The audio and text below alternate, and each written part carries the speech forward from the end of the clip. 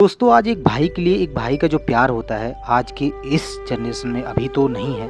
बहुत ही कुछ ही लोग के पास है जो भाई के प्रति भाई का प्रेम दिखाते हैं। नहीं तो आजकल भाई के प्रति भाई का प्रेम बिल्कुल नहीं रहा है। लेकिन आज मैं एक ऐसा वाक़या आप लोग बताने वाला हूँ कि जो अयोध्या के महाराजा दशरथ ने अपनी पत्नी कैकेयी के कहने पर भगवान प्रभु राम को जो है 14 वर्ष के लिए वनवास भेज दिया था और भरत को अयोध्या का राजा बनाने का आदेश दिया था। इसी वचन को निभाने के लिए प्रभु राम ने जो है अपने पूरा 14 वर्ष जो है वो वनवास में काटा और किन किन कठिनाइयों से था वो सब आप सबके समक्ष आज जो है इसमें प्रस्तुत करूंगा। रानी कैकेयी इस फैसले से राजा दशरथ अत्यंत दुखी हुए। मतलब जब उन्होंने फैसला सुनाया कि अपने प्रिय पुत्र को 14 वर्ष के लिए वनवास भेजना है तो अत्यंत दुखी हो गई। अपने पुत्र वियोग में उन्होंने जो है अपने प्राण त्याग दिए। जब भरत जी थे अपने मामा के घर से अयोध्या लौटे तो उन्हें इस दुखद घटना और अपनी माता के कृत्य के बारे में पता चला। भरत का हृदय पीड़ा और क्रोध से भर गया।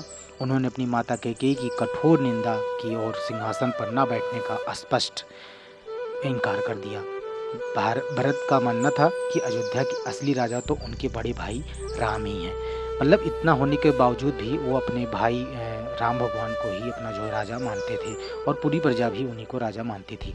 अपने भाई राम को वापस लाने के दृढ़ निश्चय के साथ भरत ने एक विशाल दल तैयार किया। मतलब कि अपने भाई को लाना है, चाहे जो हो जाए, चाहे कितनी भी विशाल सेना ले जानी पड़े तो वो मैं ले जाऊंगा। जिससे अयोध्या के गणमान्य नागरिक और राजगुरु वशिष्ठ भी शामिल थे। वे सभी वन की ओर रवाना हुए जहाँ भगवान राम अपने वनवास का समय बिता रहे थे। वन में पहुंचकर सबसे पहले भरत और उनका दल श्री राम के परम मित्र निषाद राज गृह से मिले। इतनी बड़ी सेना के साथ भरत को आया देख निषाद राज चिंतित हो गए कि आशंका हुई कि कहीं भरत राम पर आक्रमण करने के इरादे से तो नहीं आए हैं। जब भरत ने निषाद राज को अपनी आने का सच्चा कारण बताया तो उनकी चिंता जो है दूर हो गई निषाद जी की। राजा ने भरत और उनके दल को राम तक पहुंचाने की सहायता की। चित्रकूट में भरत ने भगवान राम को देखा। अपने भाई को तपस्वी वेश में देखकर भरत का हृदय करुणा से भर गया। वो दौड़कर राम के चरणों में गिर पड़े और फूट फूट कर रोने लगे। राम ने तुरंत अपने भाई को उठाया और प्रेम से गले लगाया। लक्ष्मण जी भी भरत से मिलकर बहुत ही प्रसन्न हुए। भरत ने राम से अपनी माता के कारण हुए सारे अनर्थ के लिए क्षमा मांगी और उन्होंने अयोध्या लौटकर राज सिंहासन संभालने का आग्रह किया। उन्होंने कहा कि अयोध्या की प्रजा उन्हें अपना राजा मानती है और उनके बिना सब सोना है। भगवान राम ने भरत के प्रेम और समर्पण को देखकर अत्यंत प्रसन्नता व्यक्त की, लेकिन उन्होंने अपने पिता दशरथ के वचन का पालन करने की अपनी प्रतिज्ञा को याद दिलाया। आजकल की जनरेशन में आपको पता है कि पिता कुछ कह देता है तो बच्चे घर छोड़ के चले जाते हैं और वापस न लौटने का और अपने माता पिता के प्रति प्यार सिर्फ एक दिखावा देने के लिए जो है जताया जाता है। आजकल ऐसा बिल्कुल भी नहीं है। लेकिन हम बात कर रहे हैं भगवान प्रभु श्री राम की। उन्होंने कहा कि 14 वर्ष का वनवास पूरा किए बिना अयोध्या नहीं लौट सकते हैं। उन्होंने भरत को समझाया कि उन्हें पिता की आज्ञा का सम्मान करना चाहिए और अयोध्या लौटकर राजकाज संभालना चाहिए।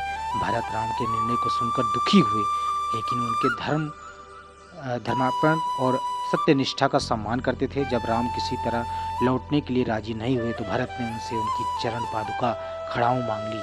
उन्होंने कहा कि वो इन पादुकाओं को सिंहासन पर रखकर उनके प्रतिनिधि के रूप में शासन करेंगे और राम के लौटने का इंतजार करेंगे। राम ने प्रेम पूर्वक अपनी चरण पादुकाएं भरत को सौंप दी।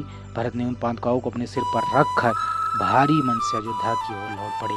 अयोध्या पहुंचकर भरत ने राम पादुकाओं को सिंहासन पर स्थापित किया। उन्होंने स्वयं राजसी वस्त्र त्याग दिए और एक तपस्वी का जीवन व्यतीत करने लगे। वह अयोध्या में रह के नंदीग्राम नामक स्थान पर कुटिया बनाकर रहने लगे और राम के लौटने का न्याय और धर्म के अनुसार शासन करते रहे। भरत ने कभी भी स्वयं को राजा नहीं माना, हमेशा राम के सेवक के रूप में राजकाज चलाया। राम भरत का यह मिलाप त्याग, प्रेम, कर्तव्य निष्ठा और भाईचारा का एक अनुपम उदाहरण है जो आज भी लोगों के प्रति प्रेरित करता है। यह कहानी दिखाती है कि धर्म और सत्य के मार्ग पर चलने वाले व्यक्ति किसी भी परिस्थिति में अपने मूल्य से विचलित नहीं होते हैं और प्रेम तथा निष्ठा की शक्ति सबसे बड़ी होती है एक भाई के लिए। तो प्रभु हमारे श्री राम ऐसे थे कि मतलब उनके चरण में जो आ जाए वो सब जो है भाग्यशाली हो जाते थे। और भरत का जो प्यार था अपने बड़े भाई के लिए, वो बहुत ही सराहनीय था। उससे बहुत कुछ जो है सीखने को मिलता है। एक भाई के प्रति एक भाई का प्यार भी वहाँ दिखाता है। अगर आज के इस युग में, कलयुग जो है, ऐसा बिल्कुल भी नहीं होने देता है, क्योंकि कलयुग का जो चरण है, कलयुग जो अपना प्रतिकृष्ट रूप जो दिखाता है, वो बहुत ही निंदनीय है।